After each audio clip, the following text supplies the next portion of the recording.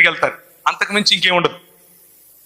ఇంకో రెండో రకమైన ఫ్రెండ్షిప్ ఏంటి అని అంటే ఇంకొంచెం దగ్గరగా ఉంటారు. ఇది ఏంటి అని అంటే ఇంకా బాయ్స్ గురించి మాట్లాడుకుంటే, ఎరా మామా సమయం టైం అయింది సినిమా పోదామా అంటే వీళ్ళు వస్తున్నారా మామా అని బయలుదేరుతారు. అర్థమైందా? సాయంత్రం 6 అవ్వగానే ఇప్పుడు సెల్ ఫోన్లు ఉన్నాయి కదా, సెల్ ఫోన్ టెక్స్ట్ వస్తుంది వాట్సాప్లో, మామ వచ్చేసి ఉన్న రెడీగా అంటాడు. ఇది రెండో రకమైన ఫ్రెండ్షిప్. ఎక్కడున్నాడు అని అంటే వాళ్ళిద్దరికి తెలుసు, అది మనం అడగాల్సిన అవసరం లేదు. అర్థమైందా? ఒక సిటీ సెంటర్ ఉంటుంది ఒక టౌన్లో, ఆడ దొరికే మందుగుండు సామాగ్రి వేరే రకంగా ఉంటుంది. ఏంది నవ్వుతున్నారు? ఏం కాదా? అవునా? ఆడ కూర్చొని ఛాయ్ తాగుతూ ఉంటారు. పొద్దున్న నుంచి రాత్రి వరకు మోదీ ప్రభుత్వం దగ్గర నుంచి ట్రంప్ వరకు అన్ని మాట్లాడతారు, మొత్తం మాట్లాడతారు. అంతా అయిపోయిన తర్వాత ఏం మాట్లాడుకున్నారా అంటే మొత్తం తెలియదు, కానీ మాట్లాడుతూనే ఉంటారు.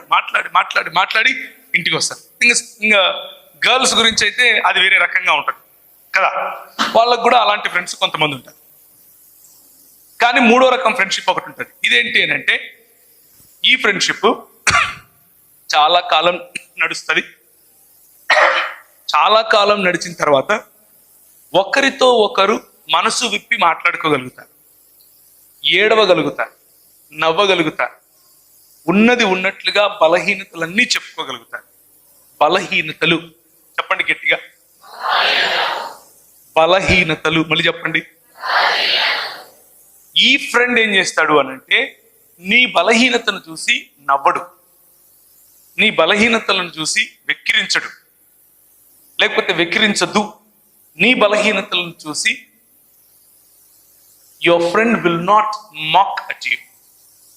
Your friend will always take pride in you.